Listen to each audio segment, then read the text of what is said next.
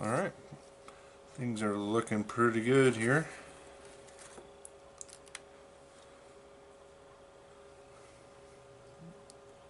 Our paint's dry now. Sometimes the paint will change a little bit of color when it dries. Usually it'll get lighter, and can't really tell on this one. It looks like it's doing pretty good. I like all my colors here. So I think I'm going to leave that and move on to our next little project, which will be the soot on the roof from the exhaust. Now I've got a picture here on my iPad that I'm looking at, and I'm going to show that picture right here.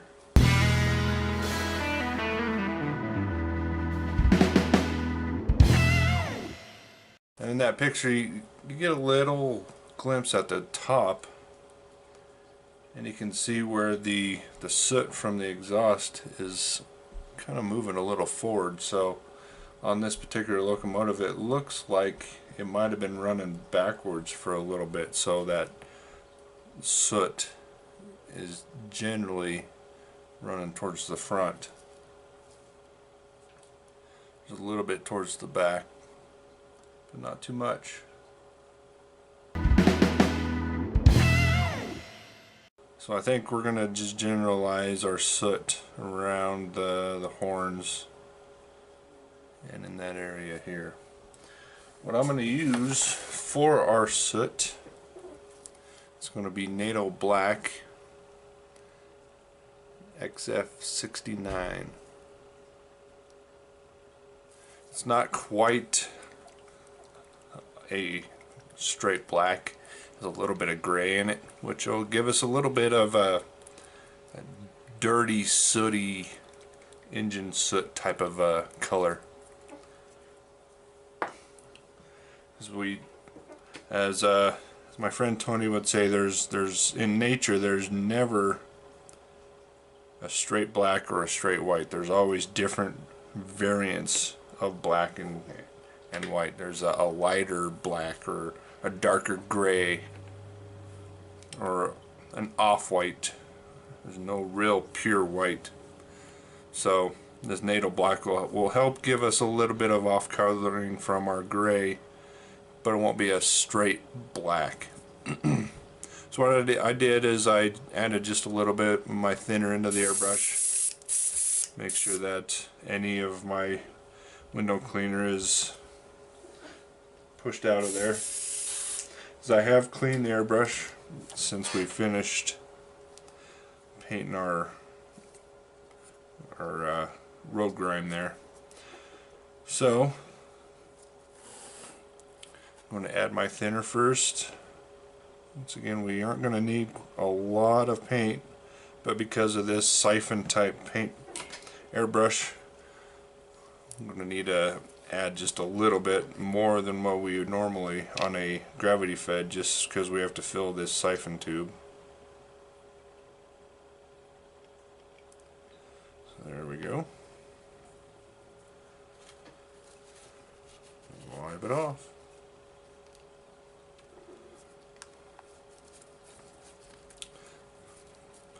Put the lid on, bring over our airbrush, and a little backflow just to mix our paint.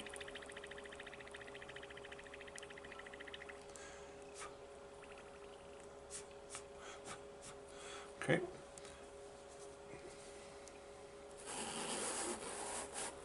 So we just want to start with a light coating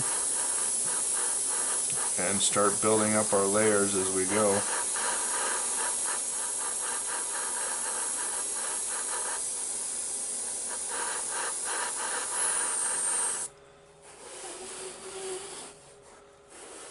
Once again, I need one of my little spinny things, don't I?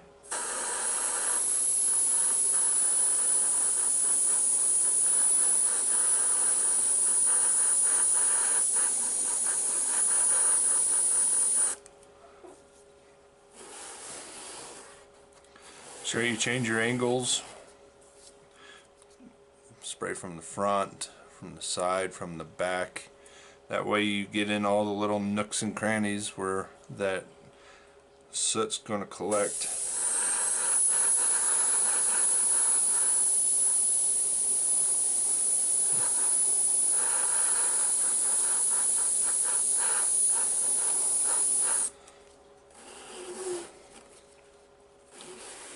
Spin, spin, spin. I don't know if you can kind of see. Zoom me in here real quick. You can see the shadow of the horn on the airbrush where I sprayed. That's what you're trying to avoid. So when I was spraying in from this angle, it created that shadow, a light shadow there. So that's what you want to, why you want to spray from all directions, so you don't create that shadow.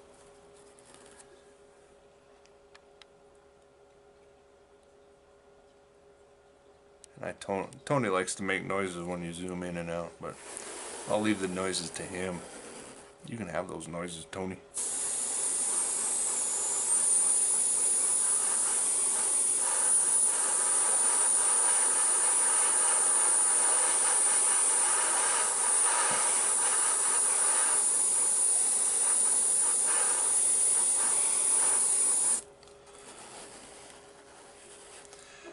Alright.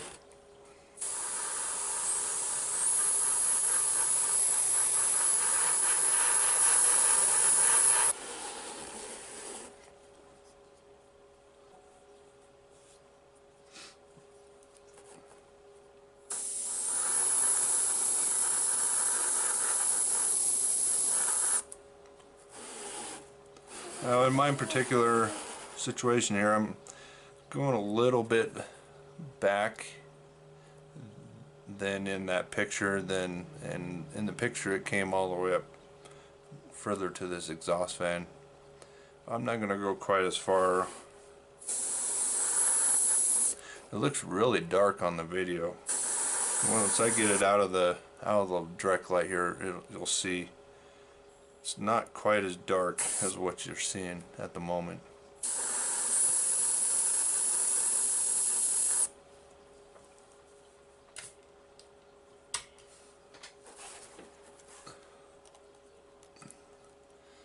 There we go. It's not quite. I got a dark spot, it looks like, in my lighting. There you go. See, it's not very dark.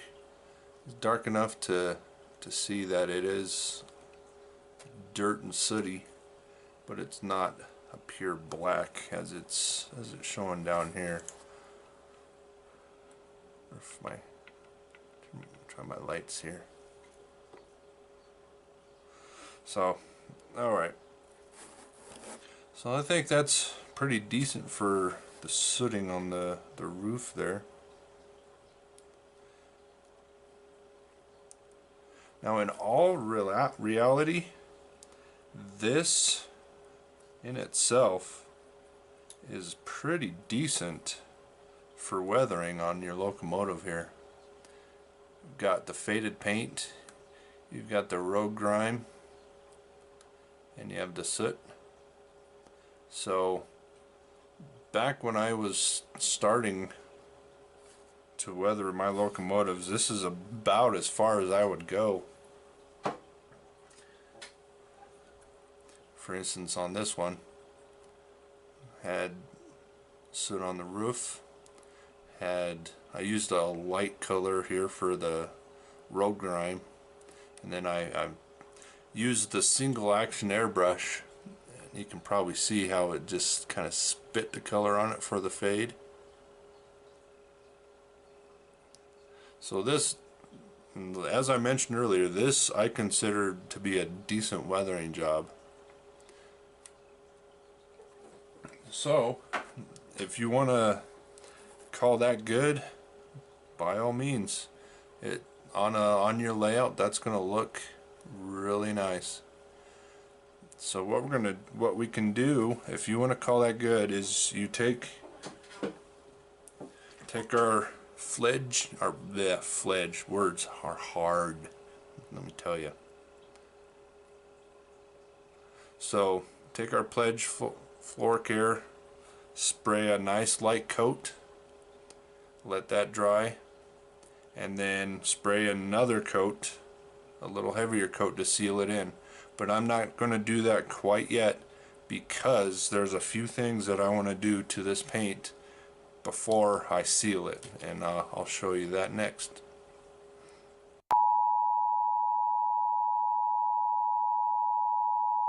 Ladies and gentlemen, we interrupt the previous scheduled programming to bring you a special news alert. I noticed in the editing that we have a little factory skipping, I guess, a little shortcut taken by Athearn. Now, I consider Athearn Genesis to be pretty decent model line, but as I mentioned while I was editing, if you look down inside that exhaust, you can see the wires from the decoder. Now that's not cool. Why are we going to want a model that you can see inside of? So, what we need to do before our regularly scheduled programming continues is we need to fix that. And to do that, we're going to have to perform some surgery.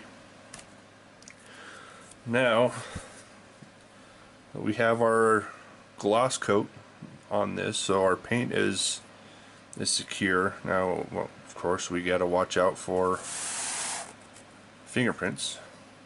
So I'm trying to minimize our fingerprints as much as possible. We need to flip this over onto his back. Now it's nice to have a foam caddy like this. Just be careful of your handrails. Okay, so the first thing we need to do is we need to remove our couplers. Zoom in.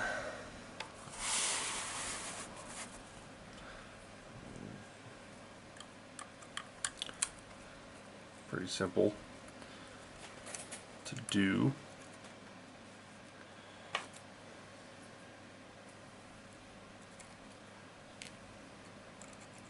That whole coupler block slides right out. It's all self-contained. Make sure you don't lose any of your screws or any of your pieces. And repeat it on this end also.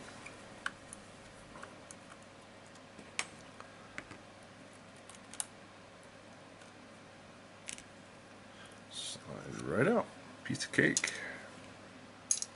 Okay, next,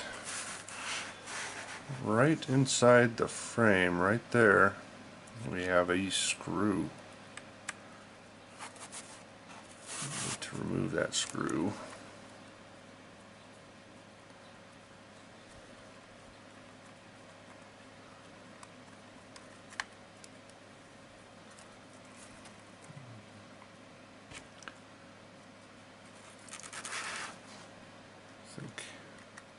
Tough to grab. I might just leave it in and flip it upside down. So be careful, that screw is still in there. On this side, right here, is the next one. But there's something in the way. So what do we gotta do? We gotta take something else apart. Remove our fuel tank.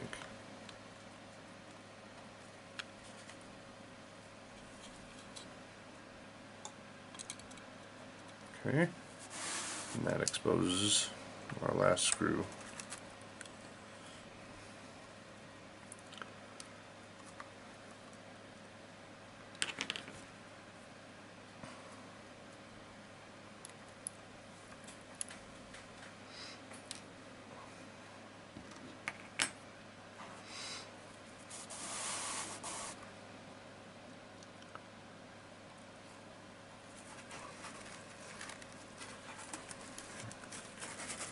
Flip it over to get that screw out.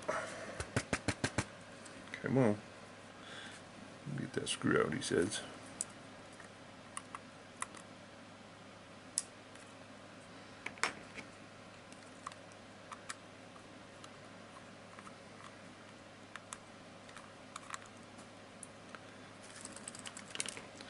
There it is.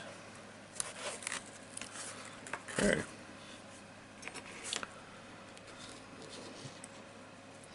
So you don't lose your screws or your marbles.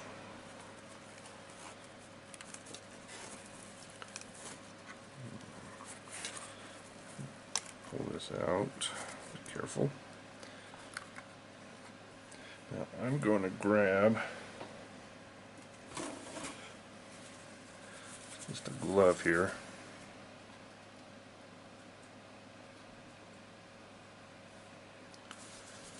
Just so I can pinch the sides of the hood. Then you just gently slide it out. You might need to pry out. That stuff falls everywhere. Pry those ends up just a little bit. Now be careful, because on these Genesis you're going to have wires attached to the headlights. So nice and gently. There we go. So there's your wires to the headlights, the ditch lights, and then the rear lights. Just a quick overview. This is the motor here. This is the board, and right here is my chip for Digitrax that gives me the digital command control. It's the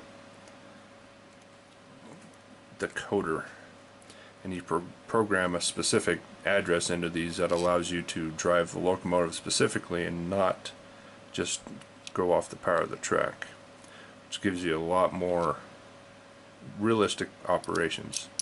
So if you're interested, I really recommend you look into digital command control for your locomotives.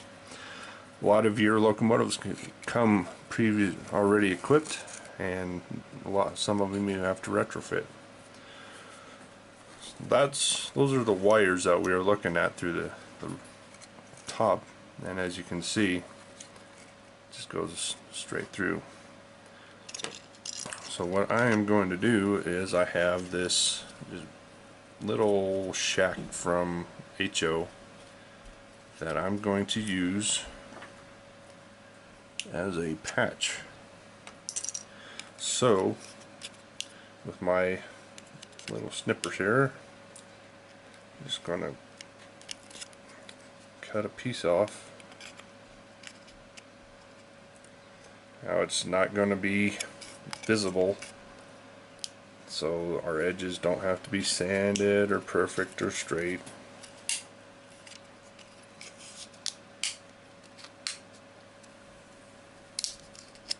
Just need a piece to plug that hole. How's that fit? That fits pretty dang good for eyeballing it, I must say. So that's going to cover that hole there. Now we don't want to have our exhaust coming from a piece of yellow, do we? No. So what we got to do is we got to paint it. I just have cheap Amsterdam acrylic paint that I got from a hobby store, and it's black. Nothing too special. Just going to take a little bit on my brush.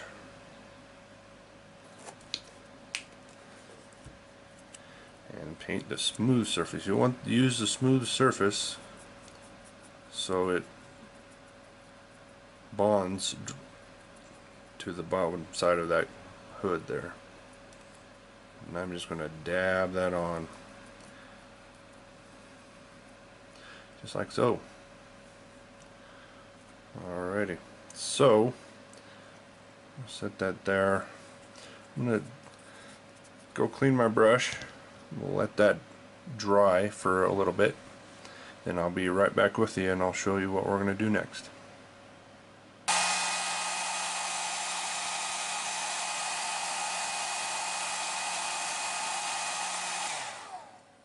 We're back and nice and dry. Didn't take very long with my super duper $2 Revlon hairdryer, designed specifically to dry model paint and dry your hair for a side job. We got a black paint there. Drop it down in.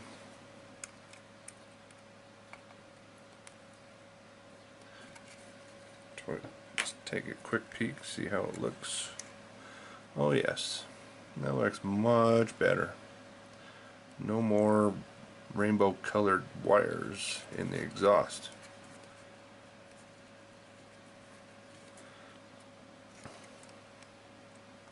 So make sure that we get it where we want it.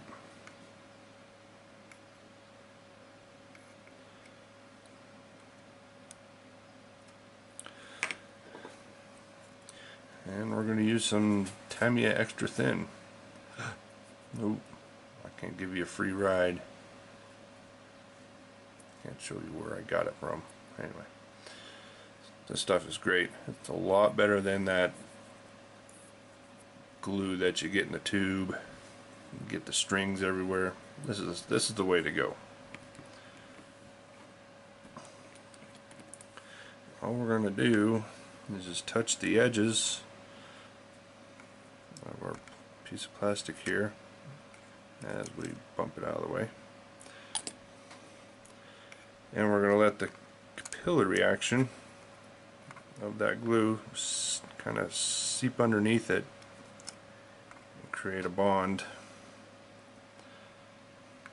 and it'll glue the surfaces by melting the plastic pieces together. So there we go. Get my fat hands in the way so you can't see.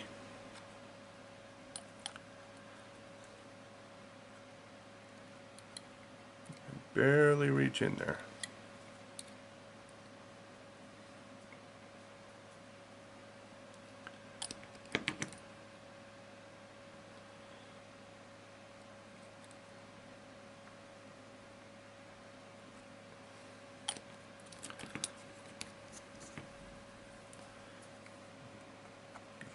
Push down. I think we're sitting right on our horizontal. Yeah, of course we are.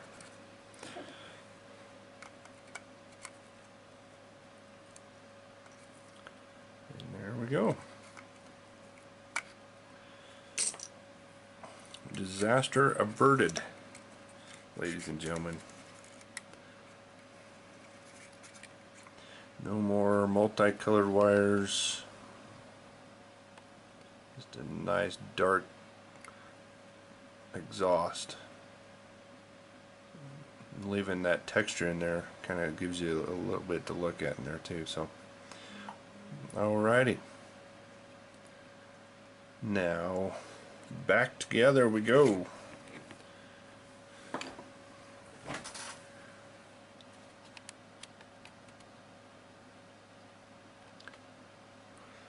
Go back together, pretty simple. You just reverse the video. So we'll go no.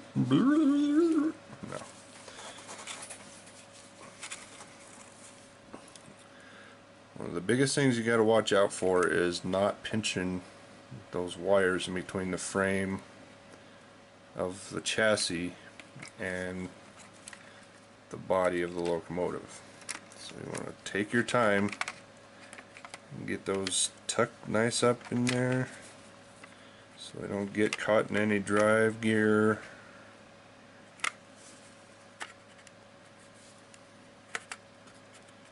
Slide it in gently. And there we go. Back together.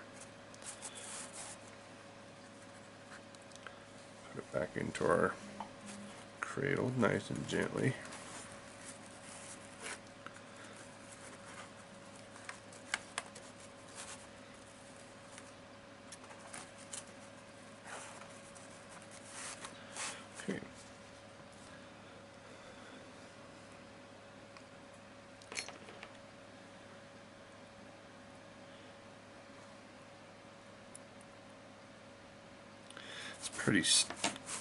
I don't know. Seems like they cut a corner when it comes to leaving that exhaust open like that. So how hard would it be just to put in a piece like we just did there? I don't know. What do you do?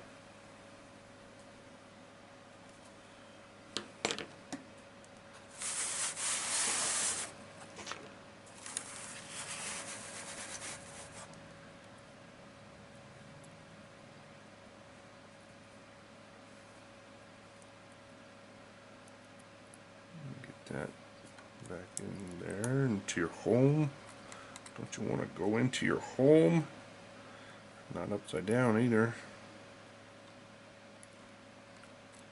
There we go.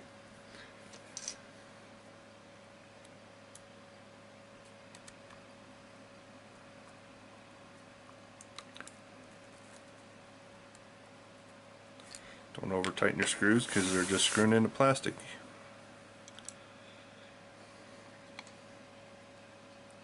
Have to tilt this fuel tank to get it underneath the trucks. And there we go. And that's backwards. So you have to tilt it. Get it under those trucks. There we go. Much better.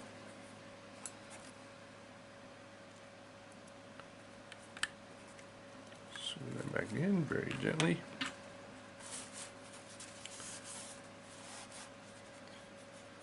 And the last thing, our couplers.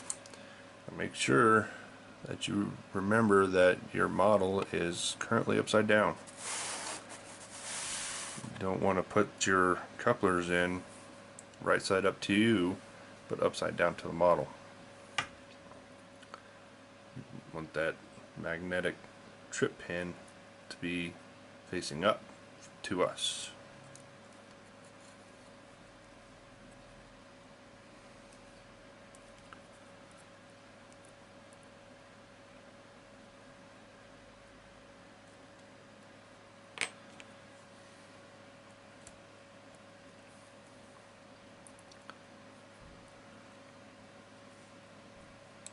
Make sure that box is square.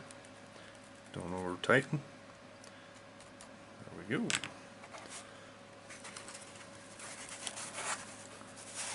One more to do. Box is right side up, upside down, whichever sideways you want to go.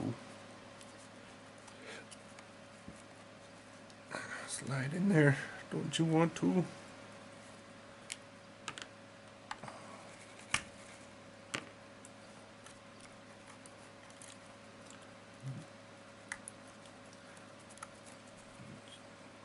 Tight sliding it through that back there.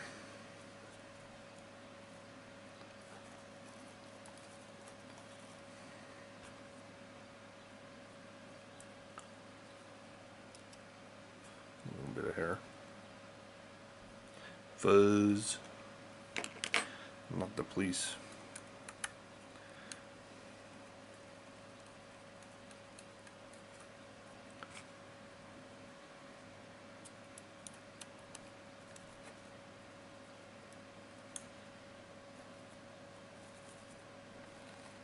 There we go. All back together again.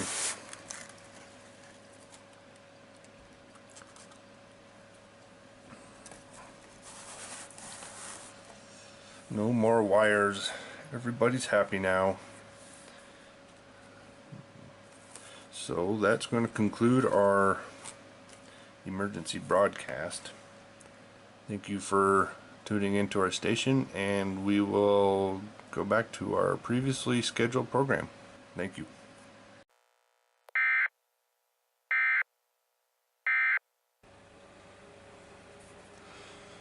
So I've been looking at one of these photos of the prototype. I'm going to show you right here. Now if you notice, the fuel tank on that particular lead locomotive, looks like they just fueled that fuel tank recently. There's a clean streak under the diesel fuel nozzle, and I'm gonna see if I can't replicate that on ours. So I'll show you show you one more time. Pay attention to the fuel tank, right kind of in the front of the fuel tank. You'll see a clean spot right underneath it. So I'll show you right now.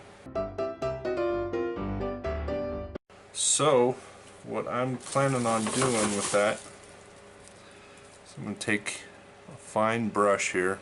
It's just an Atlas red sable made in China brush. Nice fine tip on it. Zoom you in.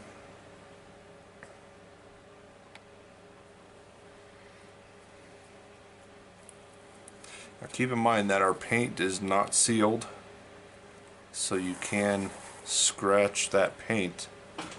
It's dried, but it is still susceptible to paint and fingerprints. So take some kitchen roll paper towel here, my thinner in my bottle, and I'm just going to apply a little bit onto the kitchen roll here.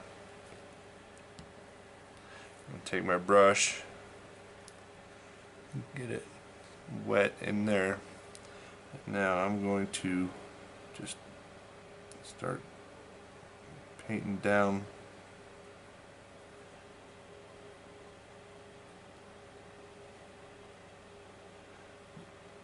now what I'm doing is I'm kind of rehydrating the paint.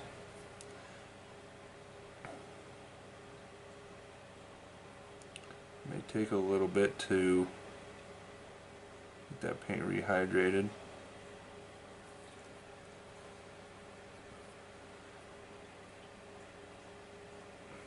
Keep applying here.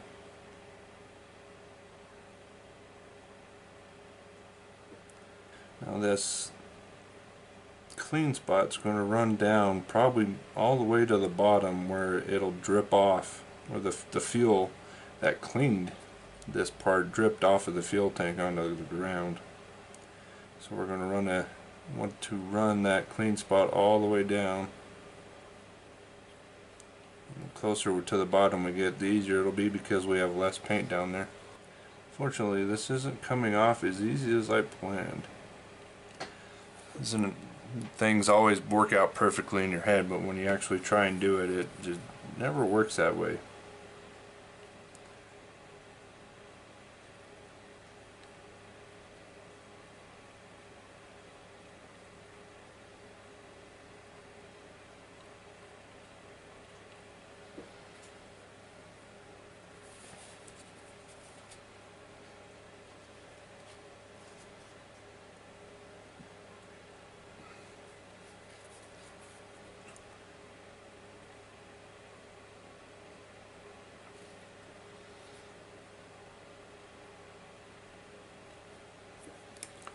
Try something here. Just using a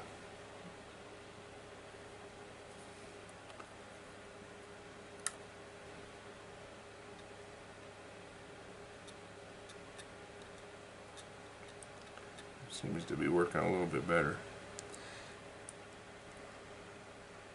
I'm getting a glare on that from my lights.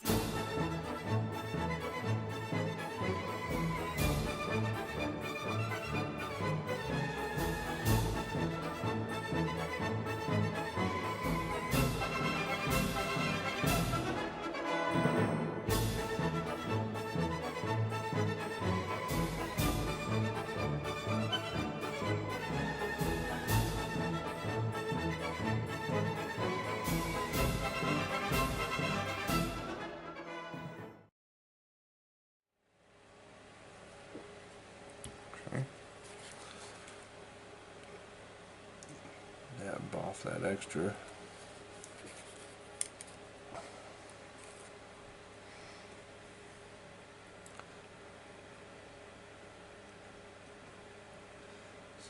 Got a clean spot there.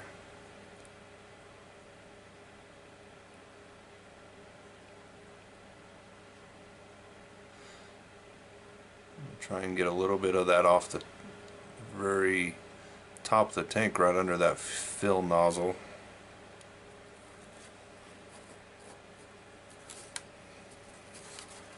Put my little foam pad over there.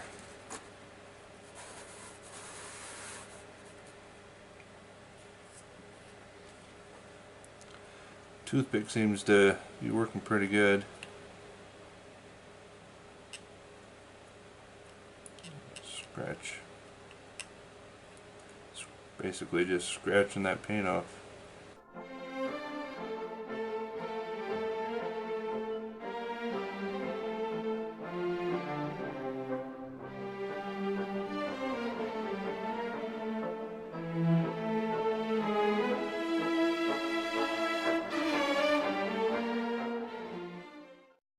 There we go. We've got a clean spot.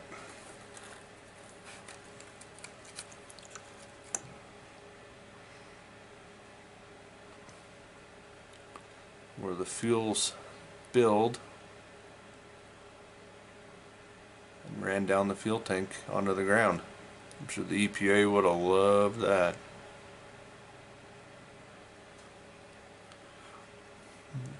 And we got the same situation over here, but I'm not going to do it to this one. This one I'm going to just do the standard black stain from where it has cleaned the fuel tank and then collected dirt again. Maybe the person who was on this side was paying attention when they filled it, but the person who was on this side of the locomotive filling it, maybe they were on their cell phones and they weren't paying attention and they accidentally overfilled the tank and it spilled. So I'm pretty happy with that. Alright, so I think now I'm going to seal this in with our pledge floor care.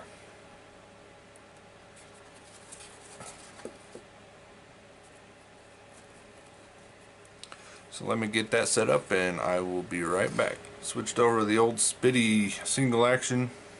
Got my future clear pledge stuff in there. Got my airbrush adjusted. Now we're just going to give it a nice light coat. Make sure you coat all sides, the front, the back, the side, the top.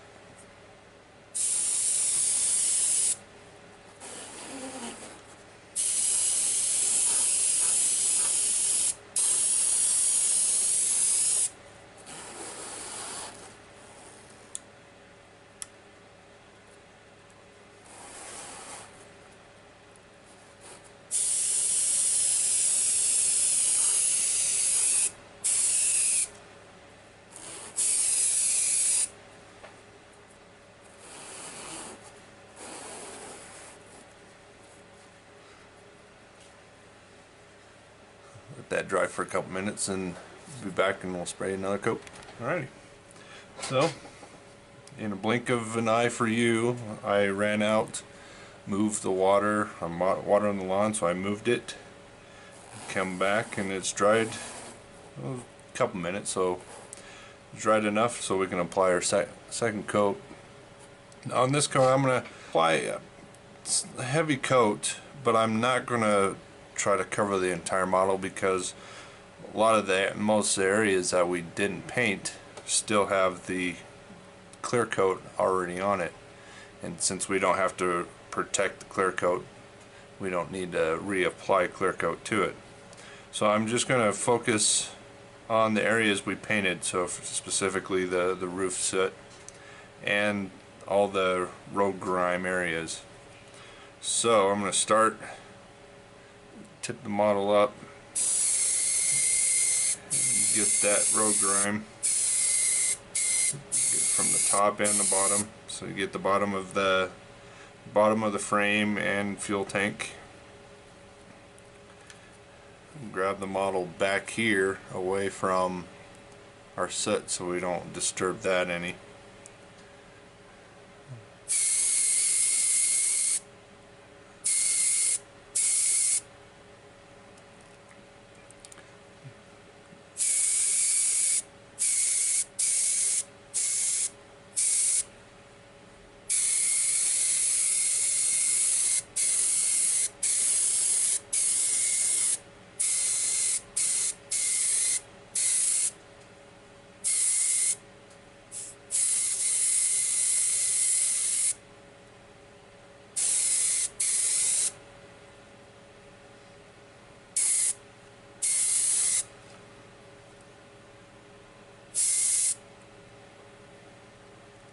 Okay. Carefully set it down. Actually, I'm going to set it down right on my pad so that foam doesn't squish up and interfere with that clear while it's drying. And just gonna get our soot here.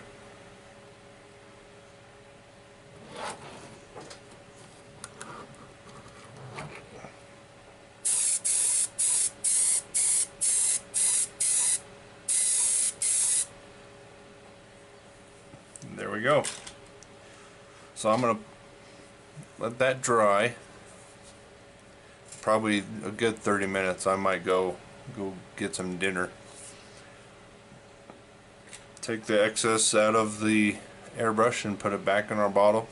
Reuse it. And in a snap, we'll be on to our next step. And for me, it'll be an eternity. I'll miss you guys. I'll see you in a second.